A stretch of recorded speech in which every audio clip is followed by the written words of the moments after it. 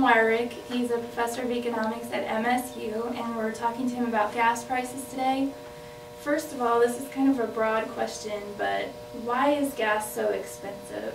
And why is gas so expensive? Is it expensive? It is expensive. Well, I mean, in our opinions as consumers, it's expensive. Well, here's the thing. To some extent, what's happened to the price of gasoline is what's happened to everything, and that is over the years we've just had inflation, and so prices go up. Partly due to just general economic forces. Partly the price of gasoline goes up because of things that are happening just in that particular market. And then the other thing that happens, in addition to supply and demand, is speculation. Can you explain what a commodity is? A commodity. It's tangible, it's something you can touch. And usually when people say a commodity, what they mean is something at some raw material stage where it's not necessarily, and oil is just whatever you pump out of the ground, there's a commodity, but it's some kind of a raw material that is used in producing something else, some more final product, finished product. And those commodities could be, we've talked about oil, but commodities would be natural gas, it could be gold or silver, it could be timber, lead, copper, a number of things like that. It could be some of the grain commodities, such as wheat or corn or soybeans. So it's anything of value? It has value, it's got to be tangible, but it is not in a final form. Why doesn't oil from the U.S. cost less than oil from other countries? Since we don't have to transport it and we don't have to deal with other countries for it, it's right here in our homeland.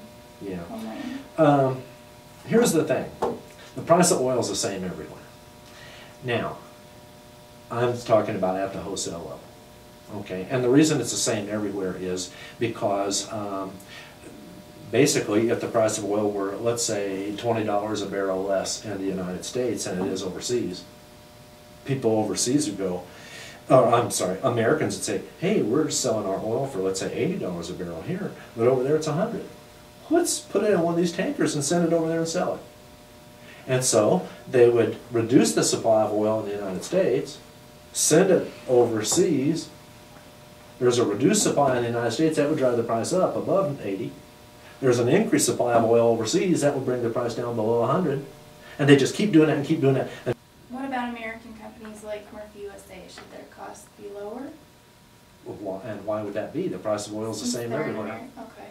So, I don't know. A lot of times the advantage of being an American company, you know, it's like Murphy Oil or any company that's here in the United States, if you're using some product, like an oil product, you know, that has been, of course, refined, but anyway, if you're using oil products that are trading in the world market, and there's one price, then being an American company doesn't give you a big advantage, except it may give you an advantage if you're an American company and now you are real close to your market and you know what's going on in the market and the trends and where demand is going and so forth, and you've got a better feel for that than somebody overseas, then that would be a true advantage, because in our economy, the one who wins the race, you know, for profits is the one who does a better job of satisfying their customers. And so if you can figure out what's going on with your customers better than somebody in another country, or maybe somebody up at the top of some big tall tower in Chicago or New York, then you can prosper in our economy. I've heard that gas stations don't make a lot of money off of fuel sales. They make most of their money off concessions. So where do our dollars go when we fill our tanks? Well, you know, most of your dollar goes for the oil. And so it goes from the gas station back to whoever they pay, they're a wholesaler, and then it goes from there back to the company that refined it. Okay. And you know, and some of these companies are, you know, they refine it, but they own it in the ground. Some of the refiners are buying the crude oil. So, you know, you just keep working your way back. But for the most part, it's going back to those earlier stages, such as the person that owns the oil, you know, person or country or company or whatever that owns the oil. That's a lot of it, and then the refining of it. The wholesale price of gasoline is going to be, I'll throw a number out here, but 50, 60 cents a gallon less than the price we pay at the pump.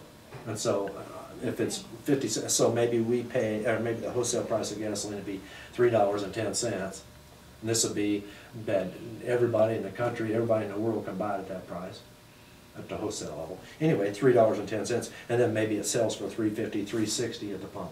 Okay. And so then that 50 or 60 cents is for a variety of things. Some of it's transportation, and some of it's for the rent on the gas station and things like that. And some of it's for the labor services, the person that's inside running the business and so forth, or you know, all those other little items. For the most part though, when we pay $3.50 for gasoline, most of that money goes for the gasoline that has nothing to do with the gas station themselves. Okay, great. Okay. Well, thank you very much for taking the time to do this. It was great to talk to you. Yeah, I enjoyed it. Thank you. Okay.